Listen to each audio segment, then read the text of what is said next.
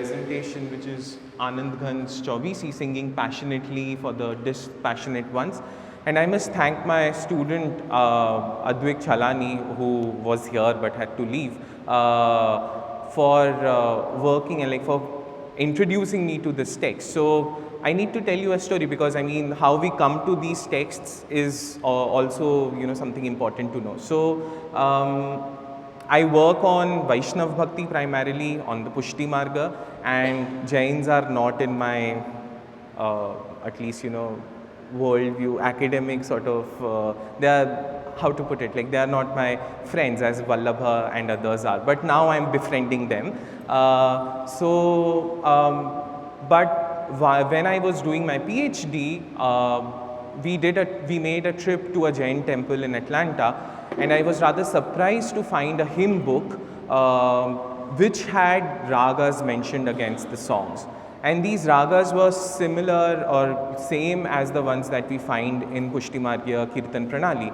And immediately I asked my professor if there was a tradition of singing in Jainism, and she did mention that yeah, there was, and people still sing. But what we hear primarily these days are these songs based on Bollywoodish tunes. So recently we went to, I think these students are also here, we went for a field trip to the Hathi Singh Mandir, and they were singing something while performing a puja, and the song was like on Bade Achhe Lagte Hain tune.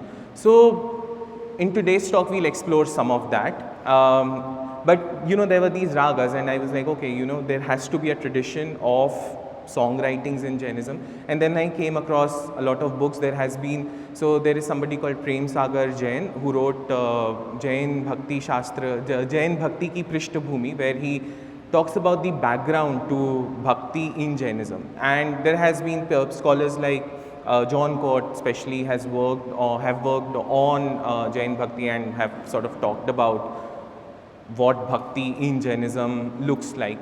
But Nandghan is a rather interesting figure, and Professor Imre Banga has translated his work from a text called Bahotari, and we'll talk about it later. And there was this other Nandghan also who was a Vaishnava saint. So I think Imreji's primary interest was in the Vaishnava saint, but since he also chanced upon Nandghan, and he translated his work. And when you look at manuscripts, even in some editions of the Sangraha, so like in Nandghan Granthavali, which have been texts that have been printed and edited, you see a lot of the other Nandghan's padas also becoming part of this Jain Nandghan, or his name is Labhananda's work. So in today's talk, I'll look at what does it mean really for a Jain to perform bhakti, for somebody, for Jina who's considered to be dispassionate. What role does passion then have in Jainism? What is its soteriological value in Jain path to liberation? And then also, this is a lived tradition. So with Advik, I was able to go to Bikaner. First in Ahmedabad, once we found out that these songs that you look at are to be sung, we were like, okay, we need to find people who really sing them, because there are ragas mentioned, but nobody was singing in the prescribed ragas, but there were these other tunes that were perhaps floating around. And then so this began in September last year, and in January we were able to find a nun who was going to Udaipur. She was walking all the way to Udaipur, and she's a Sthanakwasi nun. So the Mataji then taught us some songs, and then she suggested that we go to Udasar in Bikaner, where her guru Ramlalji from the Ramlalji's tradition was residing, to go and learn these songs, because these songs are used in pravachans, in discourses, and then they are used to then expand upon sort of Jain theology and philosophy to teach, and people can just people sing these songs together. So we will talk about the songs, the performed tradition, and the primary themes, major themes that we come across in these songs. So to begin with, So okay, I'll begin with a song. So the editors of Anandaghan Granthavali suggest that to understand Anandaghan we really have to sing Anandaghan. So I invite you all to join as I sing this song, and this is the first song from Bahottari. So Bahottari is Bahattar means 72, so it's a compendium of 72 songs, and I'll get into the history of and like life of Anandaghan a bit later. So like let's first focus on the song and see. So you should think about like whom does it remind you of, like other poets you might be familiar with, and what is its affect for you. So I'll try to sing it in Bilawal. You can also, you should perhaps join me. So is the text clear? क्या सोवे उठी जाग बाउरे, right? So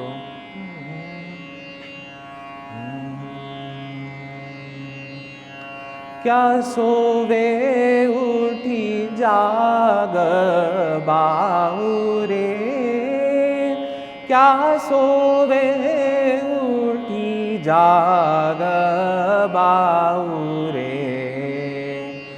Anjali जल जुआऊ घटत है,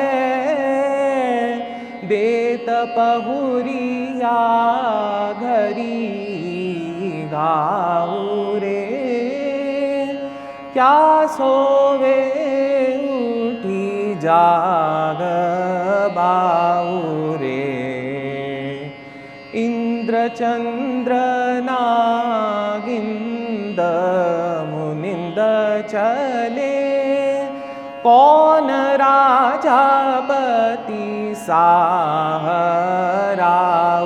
रे, भ्रमत भ्रमत भव जलधि पाईते, भगवंत भगति स्वभाव नाऊ रे, क्या सोवे उठी जाग बाऊ रे, कहा विलंब करे अब गोरे, तरी भव जल निधि पार पाऊ रे, आनंद घन चेतन माया मूरत, शुद्ध निरंजन देव ध्याऊ रे, क्या सोवे उठी जाग बाऊ रे. Okay, so yeah, now you have to tell me what you think is the affect of the song, what is the song telling you to do, and also like think about, so this is a morning rag, it's supposed to be like sung at this time, so it's quite nice, and yeah, and any other poets if it reminds you of.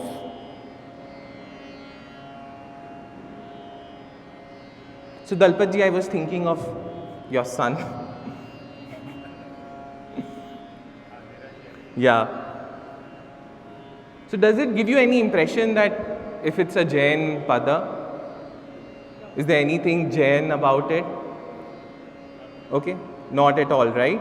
So what is it telling us really? जी कौन सी? हाँ, इंद्र चंद्र नागिंद मुनिंद चले, कौन राजा पति साहरे, या मीरा जैसा. अच्छा जी, और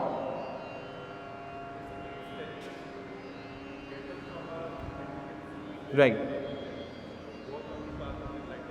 Right. So who's a Baura? हाँ, yeah. Like what does the word Baura mean? Right? Like some mad person, dull. So Bangaji, Imreji translates it as dullard. So this dull chap. So the poet is perhaps talking to himself. It's an allegory, and there was a tradition of writing allegories in Digambar Jain traditions. and perhaps Anandghan was building up on that. And you also think of, the Sant poets, people like Kabir and Dadu and others. They were also writing similar songs addressed to oneself, addressed to one's mind. So he's doing something similar. He's saying that, now water, just like water drops out of one's palm, similarly, one's life is coming to an end. One's ayu is also going away. And de tapahuriya ghari dhaure. So the ghadiyal, who keeps the clock or like rings the gong, is telling you the time. So it's de tapahuriya, wo prahar bata raha hai aapko. Then everybody, people have like, everybody, Indra, Chandra, Nagind, Munind, everybody had to leave their body. And they all have come to this samsar, this ocean of existence, bhava jaladhi. And therefore towards the end he says, Kaha vilamba kare ab bore, tari bhava jalanidhi par paure, anand ghana chetanamay murat, suddha niranjana, deva dhyaure. So, but towards the end, he's saying that you should meditate, you should do dhyana of this deva, who is how Ananda Ghana Chetanamaya Murat. So he is of the form of dense cloud, blissful cloud, Anand Ghana. He's Chetanamaya, imbued with sort of consciousness.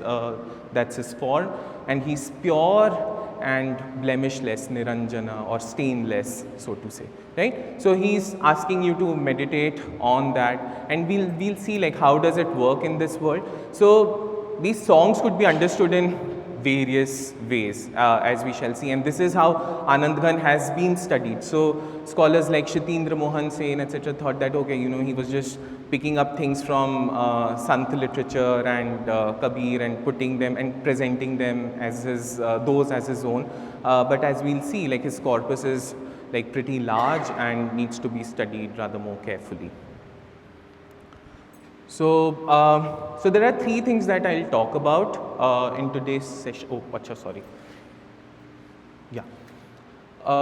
So first is bhakti in Jainism. Then we look at Anandghan's life and works. And then the text that I've been teaching here is the Chaubisi. So the Chaubisi is a compendium of 24 songs. And towards the end, we'll look at the themes that are covered in the Chaubisi. And how perhaps we could read them and understand Anandghan through those. So, bhakti in Jainism. So, I mean, this is like a little Jainism 101. So, the goal in Jainism is liberation from samsara, the endless cycle of rebirth. And the jiva must free itself from raga, all sorts of raga, which is attachment, and dvesha, which is aversion. Karman binds the Atman through thought, speech and action, and therefore there is a lot of emphasis on ascetic practices. I mean, the only way you could really attain liberation is through asceticism. So for Shravakas, it's not even possible to attain moksha, it will only occur. So like through performance of these good deeds, supporting the Sangha and performing all sorts of ritual towards, like depending on what sect you belong to, would just land you up in a better life next in your next birth, so that you can perhaps take sannyasa, or you can take these ascetic vows and renounce the world and then attain moksha, because there is no way you can get attached to anything, and performing karmas will cause that. Then there are these Tirthankaras whom we all know of. So there are 24 ford makers who attained Kaivalya Jnana or Kevala Jnana, omniscience, and taught the path to liberation. So they are called Tirthankaras because they teach, so they do Shasana, and therefore you would hear like Jainam Jayatu Shasanam. So the precepts of the Jinas are what is like given the utmost importance to. So it's not the person of the Jina only, but it's their teaching which a lot of then even contemporary Jain acharyas would talk about, that one should focus on. So one should rather than attaching oneself to Bhagavan as such, you should attach to their teachings, you should follow what they taught.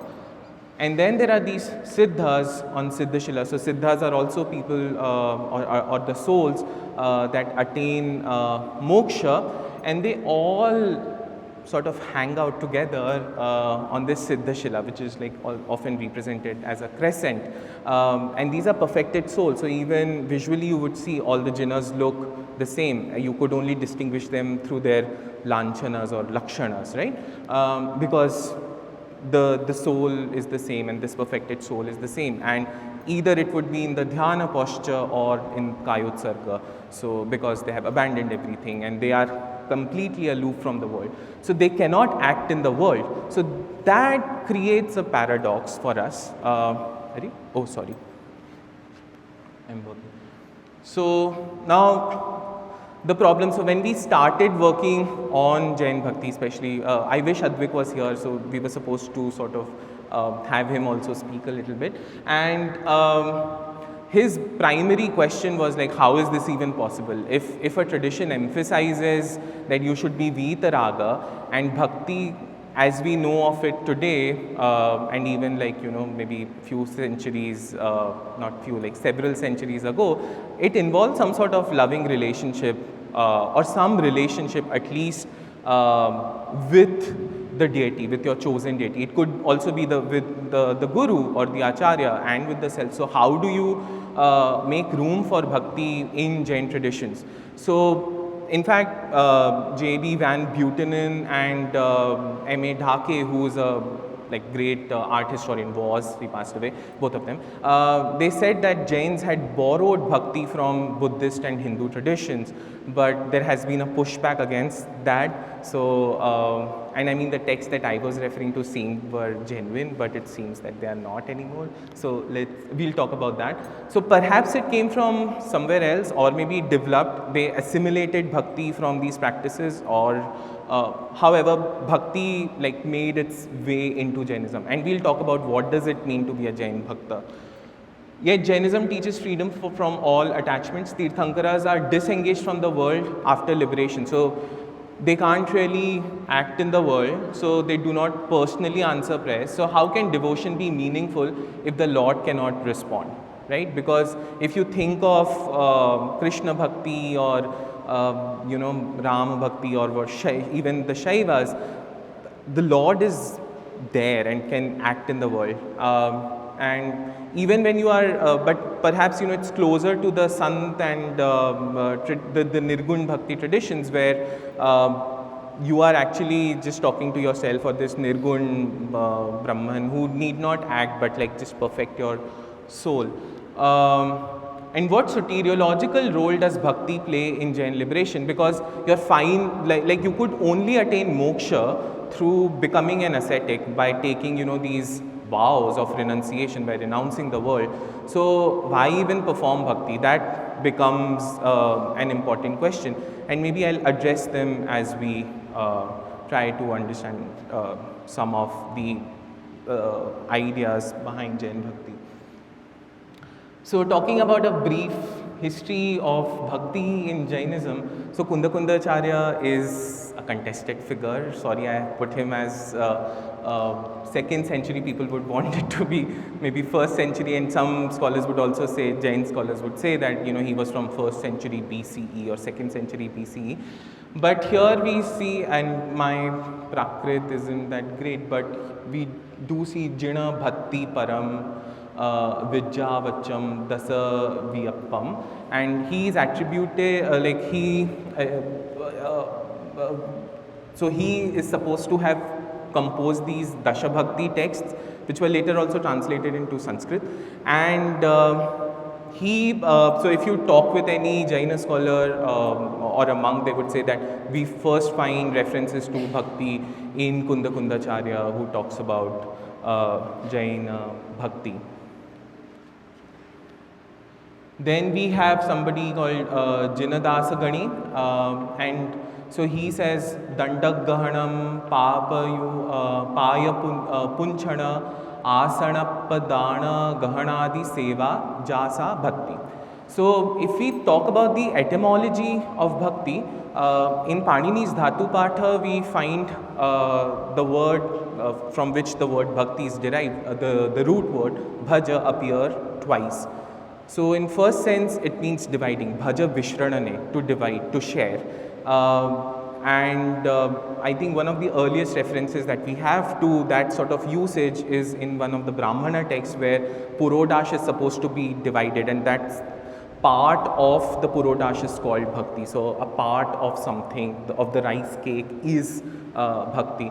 The other sense in which it's used, and I think primarily the bhakti people that we see like Sur Kabir, not Kabir but Meera, and even people like Vedanta Deshika and Vallabhacharya. Vallabha in fact clearly says that bhakti shabdasya dhatvartha seva pratyayartha prema. So he refers to this dhatu, he's actually telling you that we are not using Vishranana wala sense in bhakti, but we are using the seva sense. And seva is not just service, but seva is also to relish something. So when you say, पानी का seven किया, तो मतलब आपने पानी पिया और पानी को relish किया. So bhakti then, at least in Vaishnava traditions, then becomes something that you relish. God also relishes you and you relish God, and this becomes a sort of divine relationship. So there is also the service aspect, kainkarya, as Vedanta Deshika would say at a place. So this is dandagrahana, so the dandagrahana and pada prakshalana, asana pradana, grahanadi, seva, ya, sa, bhakti. Correct me if I did wrong Sanskrit, that was fine, right? So bhakti is seva, and which is carrying the danda. So when an acharya comes, this is, if you do all this for your guru, that is seen as bhakti in Jainism, at least in this century. Vasunandin and Vasunandin also has a similar idea for bhakti, where he is seeing bhakti not directed necessarily towards the Arihantas and Tirthankaras, but to one's gurus and acharyas. And even in contemporary Jain practices, you would see that the place of guru and these acharyas is really, really important, right? I mean, when they come, as we were seeing even in Deeptiji's Vigyapti Patras, right? When they come, you perform music, you do all sorts of things, and they are considered to be that their presence is auspicious, because you know that they are in this large cycle of endless rebirths. They have chosen to renounce the world, and they are on path to liberation. I mean, they are closer to liberation than, say, somebody like me who hasn't renounced the world. So you consider them, and I mean, they are going to bless you. They could also teach you, and they do bless you. So if you go and meet them to conduct interviews, they would at the end they would bless you, and also if you are doing pratikramana, your sins would be absolved. It seems like a Catholic situation there. Anyway, so then bhakti is dhyana on the pancha paramishthins. That's another idea you find in the Jain traditions. And can somebody tell me who the pancha paramishthins are? Maybe we could try. So the Namokara mantra has it. So want to give any try? You want to try? Okay. Arihansa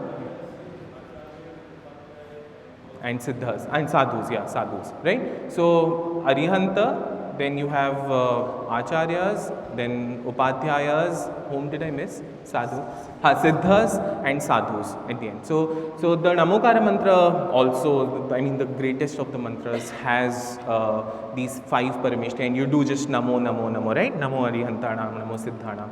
So meditating on them is also considered bhakti, and this seemed similar to Ramanujacharya's idea of bhakti to me, who says Bhagavata Dhruvanusmriti bhakti. So he talks about how upasana is bhakti, and upasana is meditative worship, is how one generally translates it, and how that is bhakti. So constant remembrance of God, constant remembrance on something, Taila Dharavad Dhruvanusmriti, so like flow of oil, that is bhakti.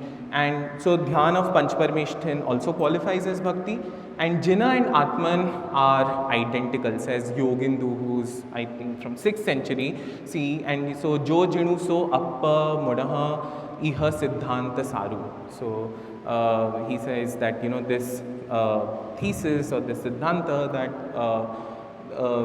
the Jina and the self are sort of the same.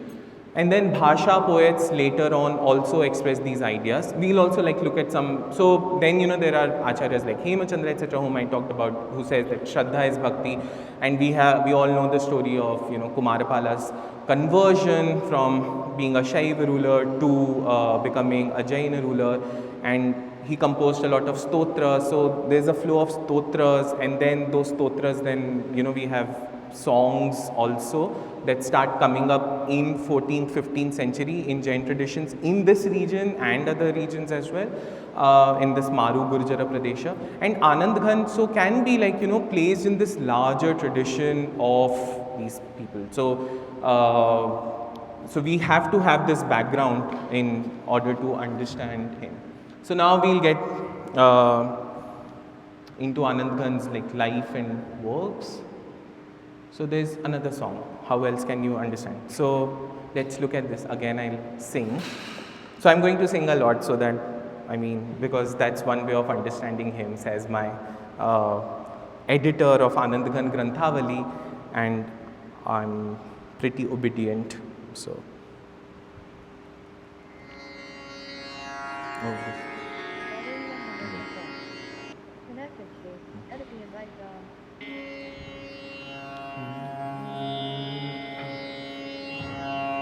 And again, I would ask you to sing as I do along with me, and also think about what it's doing and and try to understand it as we sing. Okay?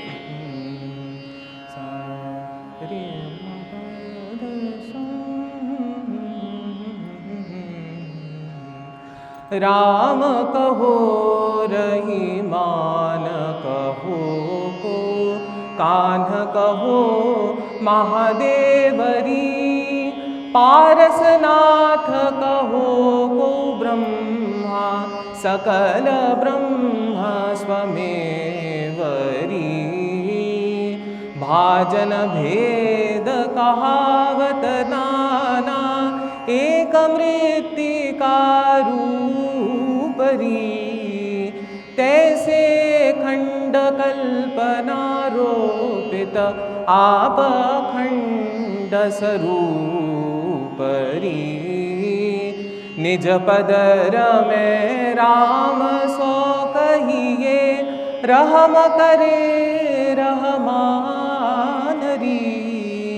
करखे करम कान सो कहिए Mahadev निरवारणरी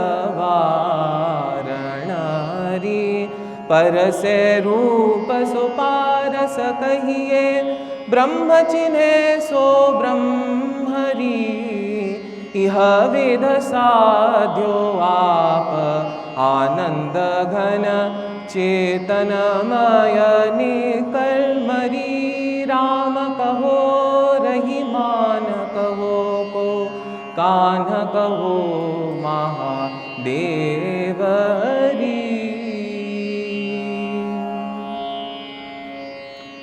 Okay, so first thoughts. What do you think is happening, and whom does it remind you of, if any poet who's writing perhaps similarly to you? Sanskrit or yes,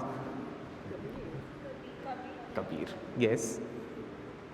Cool. Why do you think? Can you expand? Ram kaho, Rahim kaho, right? Anything else? So what do you think is he doing? So for the first song that we saw had nothing to do with anybody. It was just talking to oneself. The second song that we see is, is doing this sort of syncretic work, like it's non-sectarian. So Ram kaho, Rahima. Does everybody understand the song, or shall we quickly translate it? So you call it Ram or Rahiman. Somebody calls it Kanha, somebody Shiva, Mahadev. But at least Parasnath gets mentioned here, so Parshvanath is here.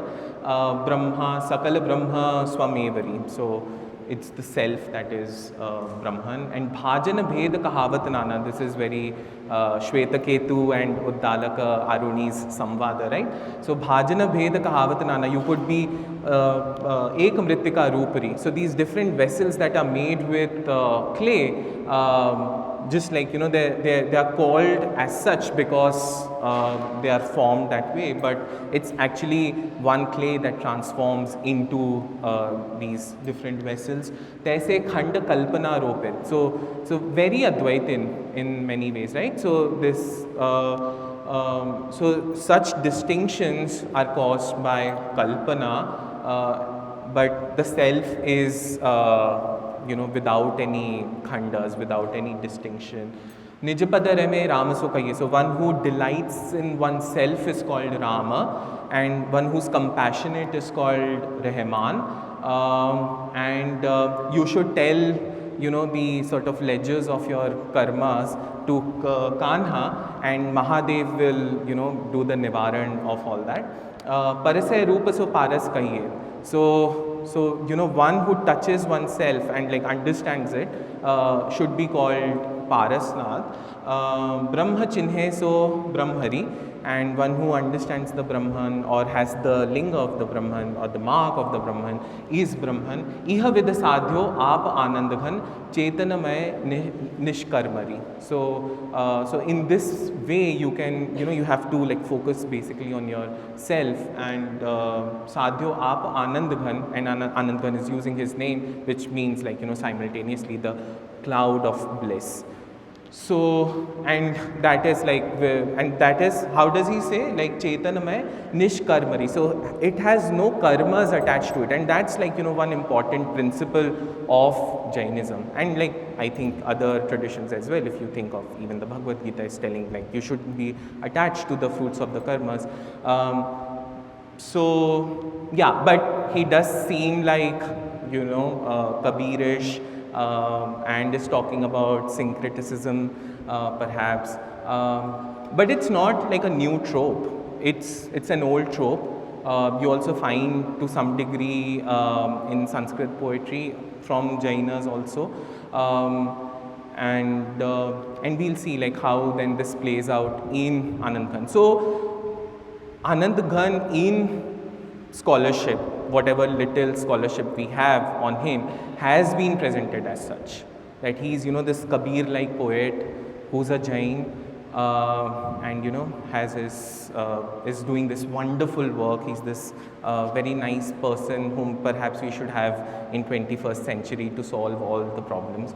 But as I'll show you in my analysis of the Chaubisi, that's not the story, perhaps. Okay, so Anandghan, now coming to him, was a 17th century mystical, because a lot of people just write that there was this rahasyavad associated with him. He's trying to understand himself and blah blah blah. So he's defined as identified as a mystical Jain poet, supposedly a Shvetambaram monk. Again, we do not have much information on his associations. So possibly he was from Rajasthan, but some again Nahata ji and Agarchand Nahata claimed that he was from Rajasthan. Then there were these Gujaratis who initially published his works from Bombay in the 19th century, late 19th century. They were no, he was a Pakka Gujarati, he was writing in Gujarati. So there was this battle of claims whether he's a Gujarati or a Rajasthani was always there, and that we see play out really well in writings on Anandghan. But Kumar Pal Desai, who's a leading literary figure in Gujarati, lives in Ahmedabad, has edited Anandghan's Chaubisi. Says that perhaps he was writing more in Mewari than in Gujarati. So based on his writings one can find that out. And his samadhi is in Medta. So he was very much living here, Jodhpur and Medta region, and must have also been influenced by people like Meera, as we would see if he was listening to her songs being sung by people. He's also associated with the famous Jain scholar Yashovijaya Suri, the great scholar who goes to Akbar's court and is able to persuade him to, turn vegetarian per Jain accounts. And Yashovijaya ji apparently wrote a praise of him and might have met him. And the stories would tell you, so his first biography only comes out in 19th century, much later than after he passed away. And that he went to Dilwada and he saw Nandghan singing there, one of his stavans, and then he's really moved by him. And Yashovijaya was trained in Nyaya, in Navya Nyaya in Varanasi, and this was sort of his conversion moment, that he becomes also driven by this sort of bhakti, and he composes stotras as well. Then he was perhaps initiated as a Shvetambara monk, likely in the Tapagacha order under the name Labhananda. However, we do not find these records in the Gacha. His name is not in the Gacha record, so that's doubtful. And therefore, he was an outsider or a freelance ascetic on the fringes of organized religious orders. And you will see that he doesn't really like to be bound by anybody. So he's a free roaming soul. And I guess, rather I pause it, therefore he is able to write what he writes. Because if you are associated with a gacha and a monastery, then you are bound by the rules, and you are also bound by the doctrines that you have to, and you have to toe a certain line. But if you are a freelancer, then you can be just saying things pretty easily. So he wrote hymns to the Jinas and spiritual songs in vernacular blend close to Gujarati, Rajasthani and Hindi. His poems are non-sectarian, as we saw in this Ram Rahim, appealing to Jinas and non-Jains alike. So he also wrote these holy songs which had by now become very popular among Jain poets. We also see people like Banarsi Das writing such songs, and holy is one tradition that they really don't like, because you are burning logs of wood and it's killing so many beings, so it's not at all ahimsa. So it's again converted into some, there's the allegory of burning the karmas, etc., and they write songs like those. So you see that Jains are trying to make themselves known and try to fit in the society. And how do you do that? While your shasan, your precepts, Jain precepts do not allow or are teaching ahimsa, but then you see a lot of himsa happening. So how do you make your peace with it? You could fight only so much. So there's this whole other tradition of, say, creating a holy song would then help you think about it positively, that when you reflect on it, you are actually thinking of your karmas being burnt inside.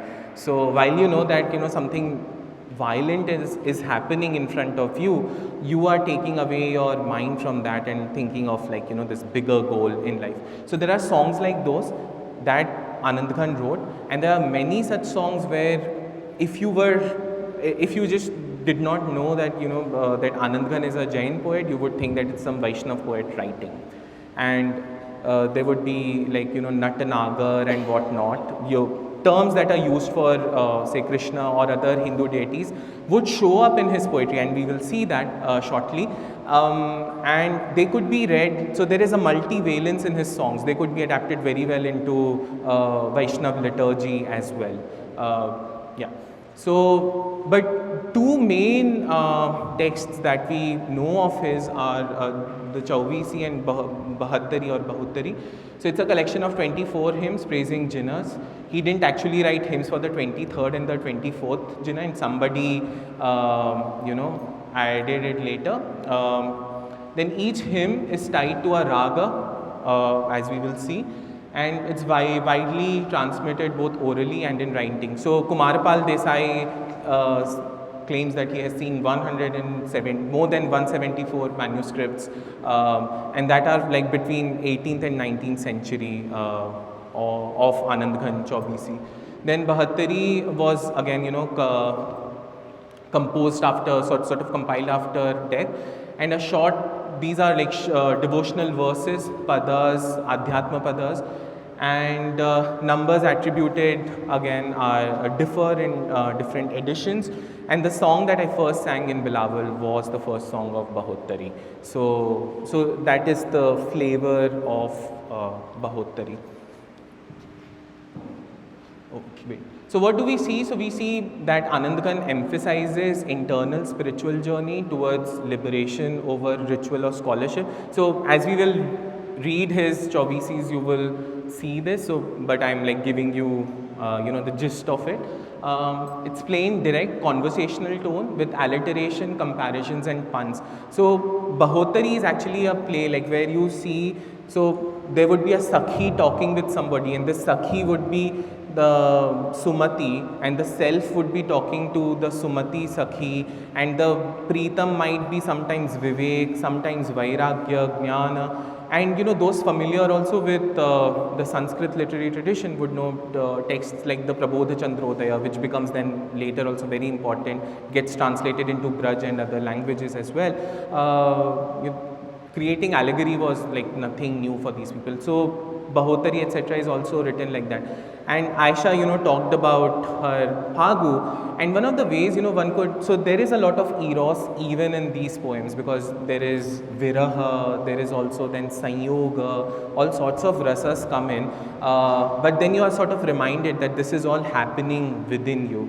So this also shows some sort of perhaps desire to write something like this, because it sounds beautiful, and say if I have poetic capabilities, I would also want to write Shringar Padas, but maybe my tradition doesn't allow it, so I create these allegories and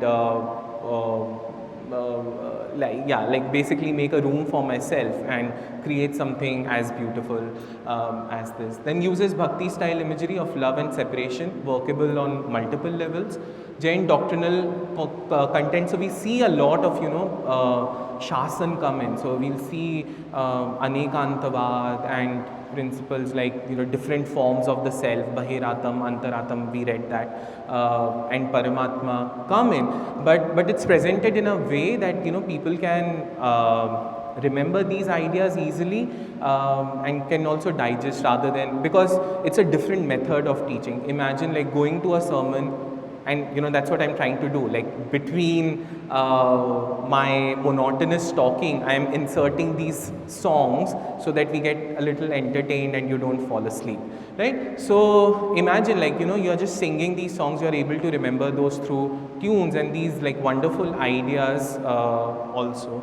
Then stresses individual effort over rituals, teachings as the part to spiritual progress. So he's very, very critical of everybody.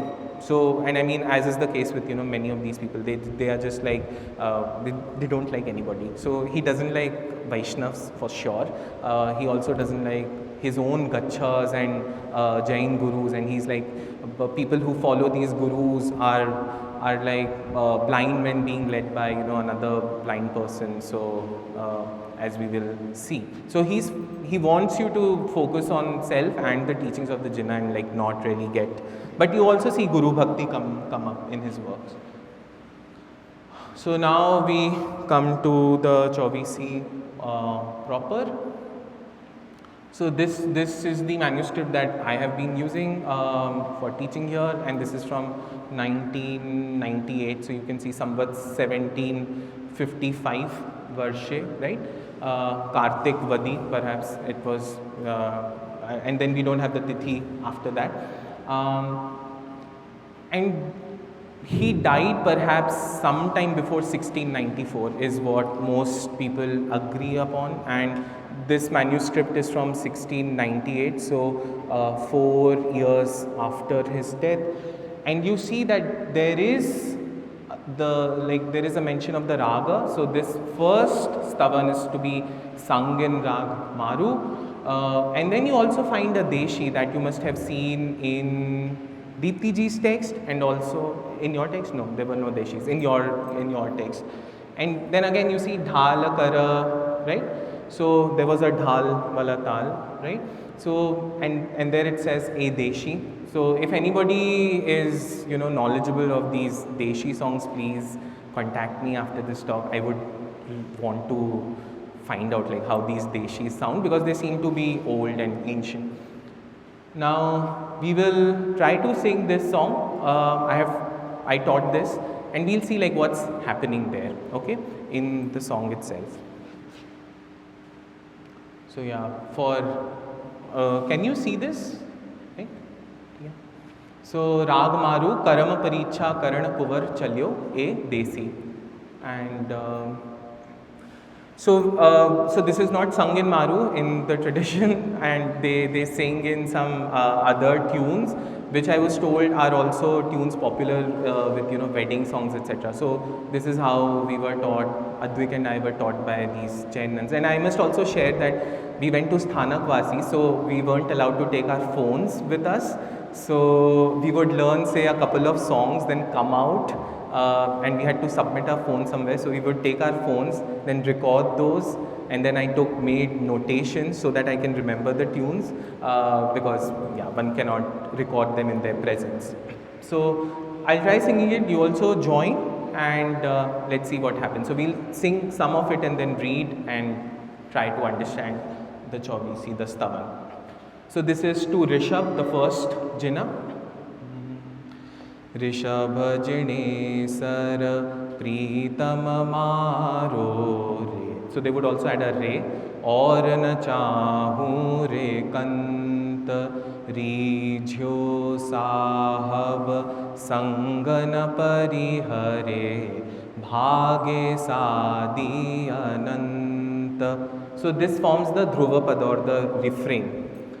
प्रीत सगाई जगमासहु करे प्रीत सगाई न कोय प्रीत सगाई निरुपाधिक कहिरे सोपाधिक धन खोय कोकंत कारण काष्ठ भक्षण करे मिलस्यु कंत निधाय ए मेलो नवि कदिये संभवे मेलो ठामन ठाय. Okay, and then last is चित्त प्रसक्ति पूजन फल कहु पूजिय खंडित एह कपट रहित थई आदम अर्पणा आनंद घन पदरेह. And then again, like they would repeat Rishabha Jinesara Preetama Maru. So this was the first song that even we heard, and we were like completely blown as to what is really going on. Why would you call Jina your husband, right? So it says Rishabha Jinesara Preetama Maru. So Jineshwara is my beloved, and I do not desire any other husband. And once this Lord is pleased, he shall not abandon me.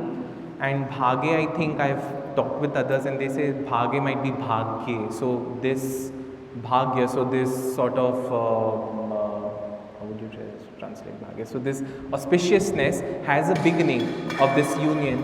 This auspiciousness has a beginning, sa adi, but is endless, is ananta. Okay? Whom does, like, what do you think of when you hear something like this? Whom are you reminded of? Meera, right?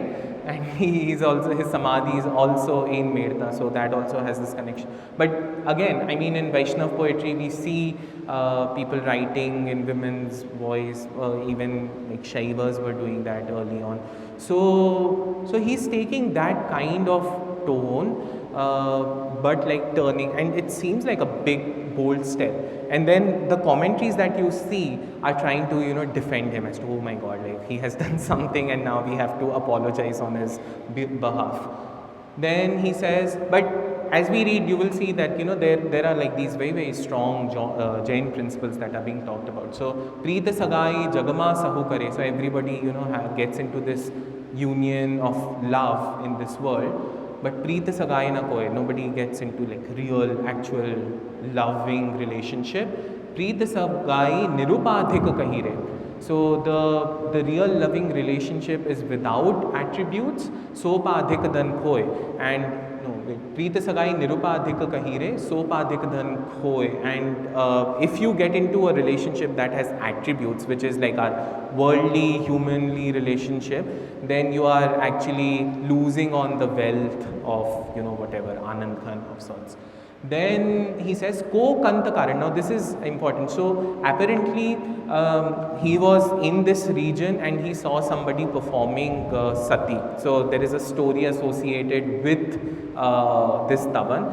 And he tries to stop that woman from performing. And there is, again, this is a conversion moment for the woman. So this woman's husband has died, she is going to perform sati, and he sings this song, saying that, your real love is not with this person. And therefore, like in the next line he says, Ko kanta karana kashtha bhakshan kare. So somebody consumes the wood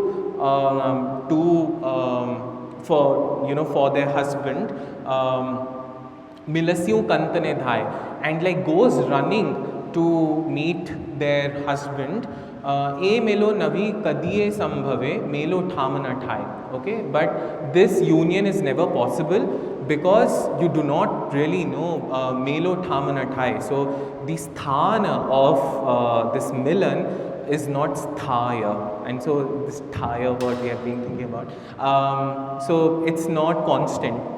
The place of the union is not constant because the soul is itinerant, right? So it would have moved into another life. So even if you get into this funeral pyre, you are not going to meet your husband. So you shouldn't do that.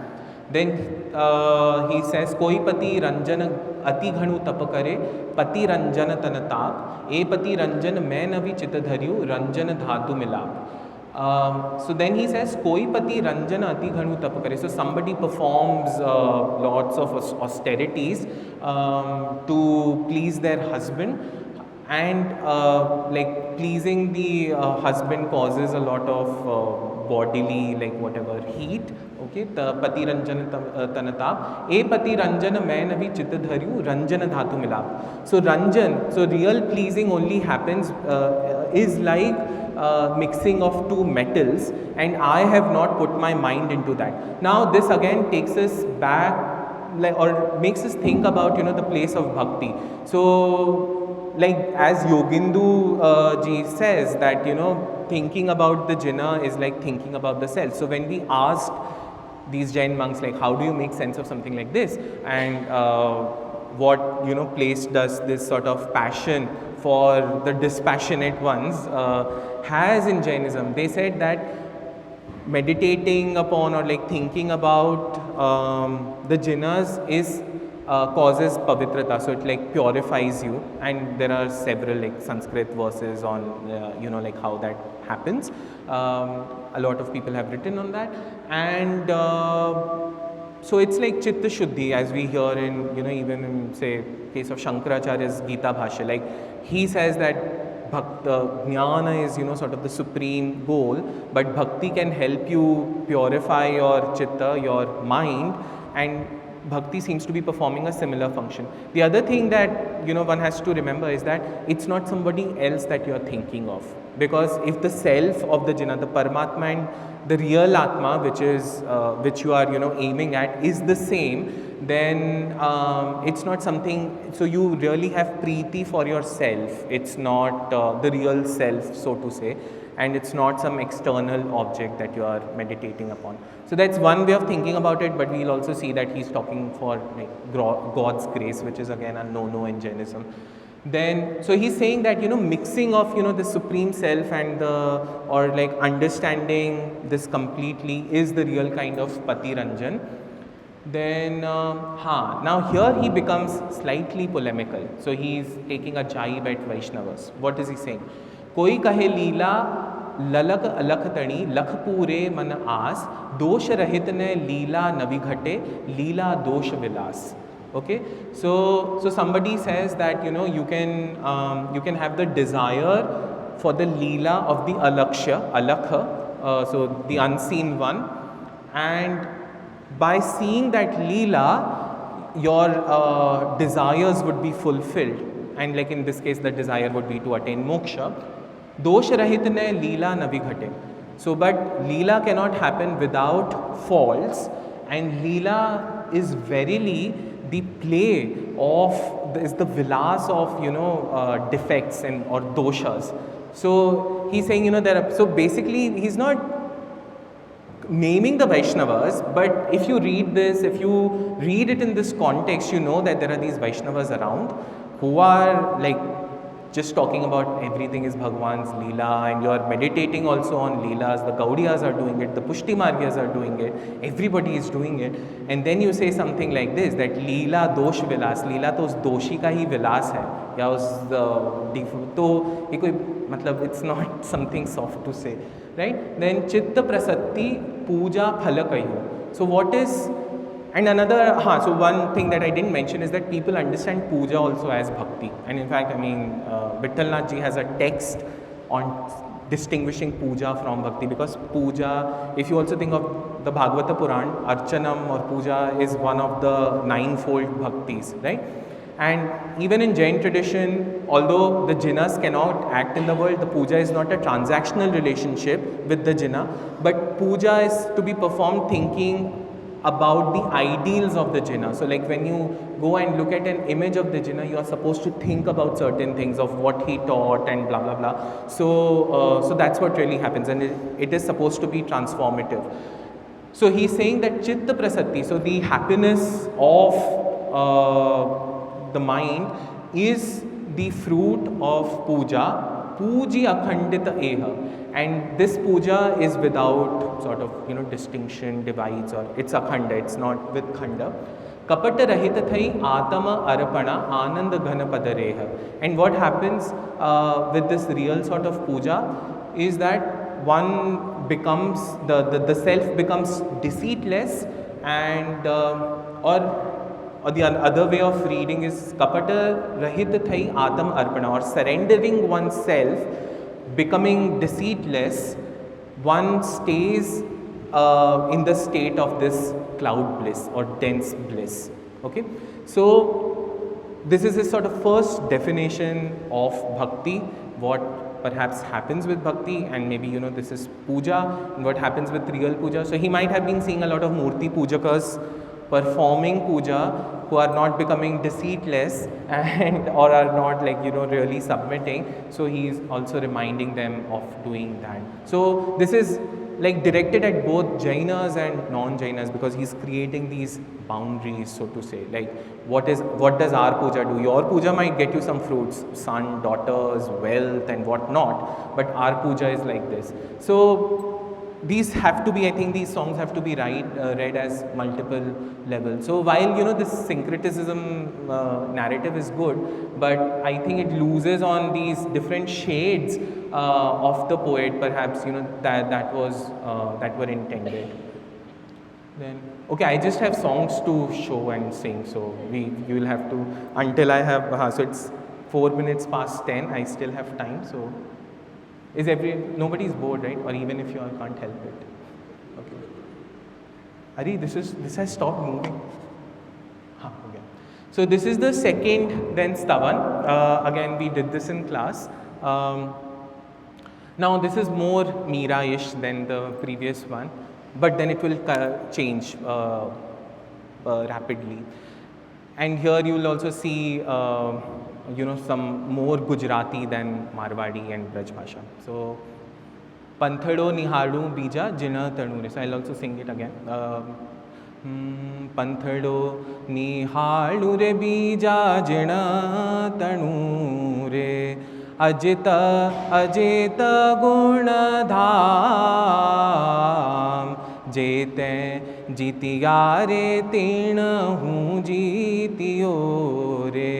Purusha kisyum mujhanam. Okay. Charama nayana kari maraga jovato bhulyo sayala samsar. Jinanayane kari maraga joiye. Nayanate divya vichar. Purusha परंपरा अनुभव जोवता अंधो अंध पलाय वस्तु विचारे जो आगमे करी चरण धरण नहीं ठाय. And then towards the end, so we should end with Bhanita and then I'll get into Kala labdhi lahi pantha nihalasyu e asavalamb e jana jeeve jina ji janjo आनंद घन मतं पंथलो निहाळु रे बीजा जिण तणु रे. Okay, I think I'm moving forward. Yeah, here. Yes.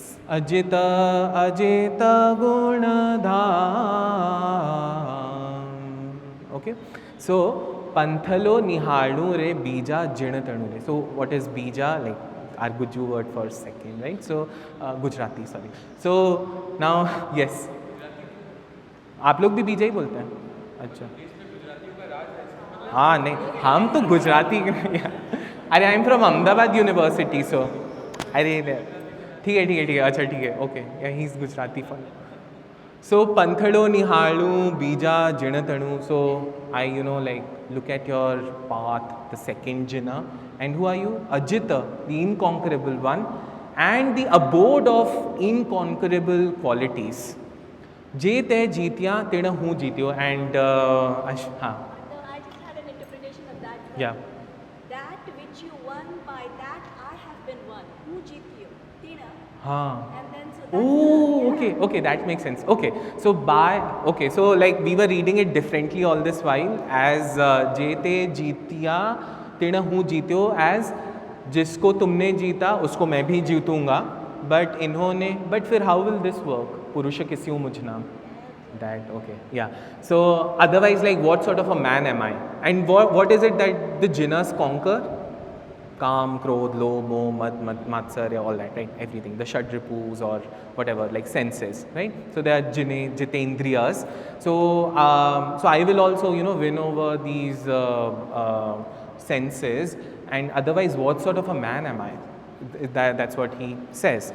And then, Charama Nayana Kari Maraga Jovato. So I look at your eyes, I glare at your path through these bodily, physical eyes, skin wala eyes, Charamanayan. Bhulyo Sayala Sansar, and like I've forgotten the world, Jinanayane, or like I am sort of lost in the world. Jinanayane Kari Maraga Joye, Nayanate Divya Vichar. So this is very Gita-ish idea we were talking, like Divyam Dadamite Chakshu, right? Ki, the eyes through which you can actually look at the path, and the path is, I mean, the Tirthankaras are creating the fort, so they are creating the path. So you should know, one should know those as divine eyes. Purusha parampara anubhava jovata andho andha palai. So one has seen, like, through one's experience, like looking at the tradition of men, it's like the one blind person leading another. Vastu vichare jo agame kari charana dharana nahi thai. And one who tries to think about the essence, like looking at the agamas, they would never find any basis anywhere. They can't put like their feet anywhere. Then tarka vichare vada parampara par na pahuche koi. So nobody will like get anywhere by getting into tarka, vichar, etc. Through logical debates and all. And abhimata vastu gate kahe te virala jaga joy. So this is very important. So one who says that the object, the desired object is within that object itself, is abhigata in the vastu. There are very few people they are not to be found, or they are to be found only occasionally. They are very rare, virala hai wo. उसके बाद वस्तु विचारे दिव्य नयन तणी विरह पड्यो निर्धार तरतम जोगे तरतम वासना वासित बोध आधार. So vastu vichare divya nayan. So one who actually sees the essence through divine eyes. There are not many such people, or like the world is devoid of that. Taratama joge, taratama vasana. So based on, so यहाँ पे योग is used as yogyata. So based on one's graded sort of capabilities, one and like taratama vasana, one's desire, they the basis of understanding is also sort of colored. It's vasita, so it's like smeared or like has a different kind of smell, and that smell is colored or is informed by one's capability. I see the world as like I have been conditioned to. So nobody is actually seeing it rightly. And see, here he is actually also critiquing the Gacha parampara and also the parampara of like the guru lineages, etc. Everything. He is also saying that you won't be able to ever. Agamas are very important in Jain traditions, but he's saying that you can't really find anything because you basically do not have the yogyata. So kala labdha lahi pantha nihalasyo. So kala labdhi is the time when you are about to, is sort of your final time when you would attain moksha. Tab tak I am looking at this path, e asa avalamb, like depending on this hope, e jana jeeve jinaji janiyo. So like इस जन को जिन ने जाना जानते हैं, और या जिन को कैसे जानते हैं, आनंद घन मत अम्ब. सो आनंद घन के रूप में जो कि मत के अम्ब हैं, एंड अम्ब is mango. So it's the mango season he is talking about. So he thinks of the Jinnah as a mango, and I think that's really beautiful, and it also reminds me of Aisha, your Phagu, where Amblu was, what was the word? Ambu, right? Yeah. So, okay, now let's get into some. Now, so this is my favorite. So, and I won't sing this, I'll just like read it out. So it says, Sheetala Jinapati Lalita Tribhangi Vivid Bhangi Mana Mohere Karuna Komalata Tikshanata Udasinata Sohere. तो अब ये त्रिभंगी कौन होता है? Who's त्रिभंगी? Anya, who's त्रिभंगी? Yeah, Krishna, right? So, but he's saying that the Jina is Tribhangi. Have you ever seen a Tribhangi Jina? I think it never, right? So, Jinas are either like depicted as seated in the meditative posture or like in Kayutsarga. So he says, but the Sheetal Jina is Lalita Tribhangi, Vividha Bhangi Manamohere, and he has multiple Bhangimas, he has multiple bends, and it like, it infatuates me or my mind. Karuna, Komalata, Tikshanata, Udasinata, Sohere. So what are his three bends? So they are Karuna, Komalata, Tikshanata, sharpness. So he's compassionate, and that compassion is soft, but then he's also sharp, Tikshanata, and Udasinata. So he's indifferent. So he possesses that. And then you see this. So Sarva Jiva Hita Karani Karuna. So what is the form of his compassion, his first bent? It's in the form of like, being compassionate to all beings. Karma Vidarana Tikshanare. And his sharpness is of the form of the destroyer of the karmas. Then Hana Dana Rahita Paranami Udasinata Vikshanare. So like Hana Dan Heyo Padeya, matlab what is to be taken and what is to be abandoned, usse rahit hai. And like he's also without transformations, and in that form he is kya bolte hain, he is udasin, so he's indifferent to all this. And then he goes on. So as you will see, I don't think I have like more stavans to show, so I will get into that.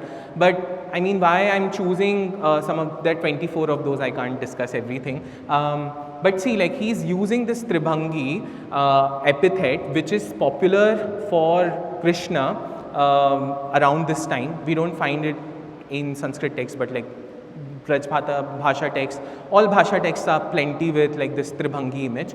Also in paintings you see him that way, in sculptures you see him. What is he doing with that?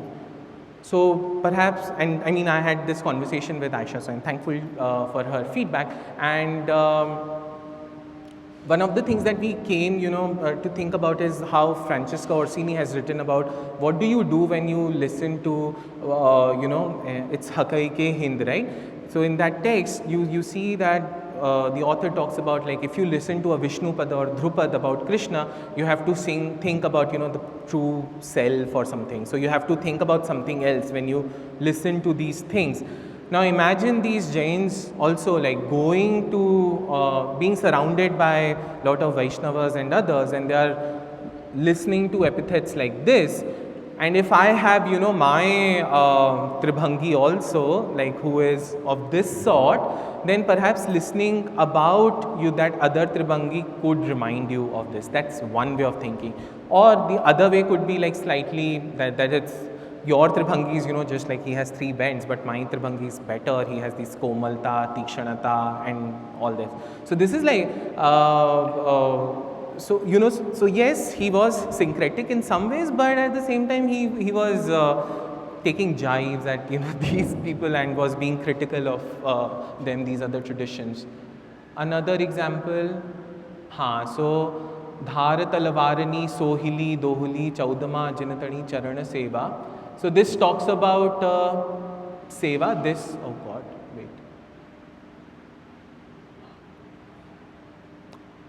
Yeah, and here in this Ananta Jinastavan, you see Gachana Bhed Bahu Nayana Nihalata Tattva Bhi Baat Kartana Laje. So this is an example of him being critical, very, very critical of the Gachas, and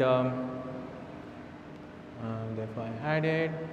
Now this is another very interesting stavan, and it has a very interesting sort of tune also.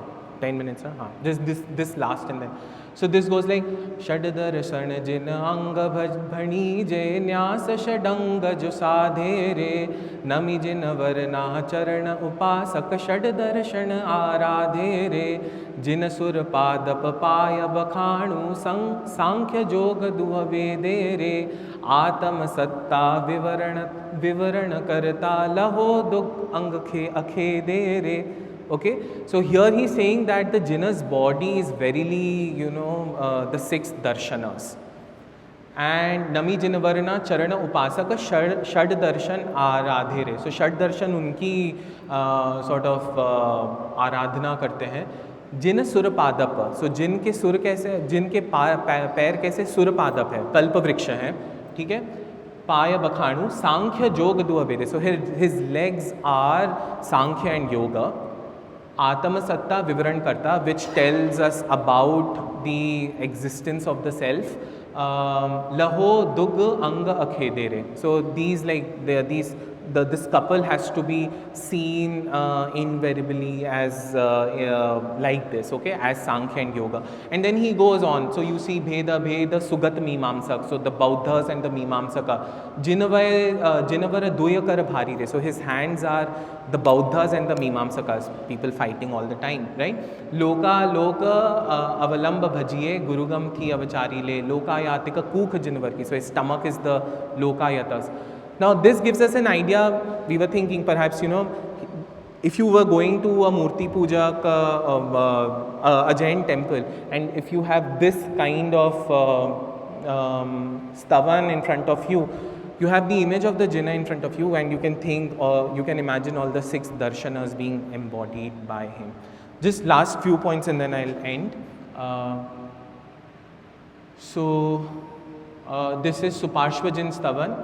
Shri Suparsh Jina Bandiye Sukha Sampati No Hetu Lalana Shanta Sudharas Jalanidhi Bhavasagar Ma Setu Sat Maha. So here you see Siva Sankara Jagadiswaru Chidananda Bhagavan Lalana.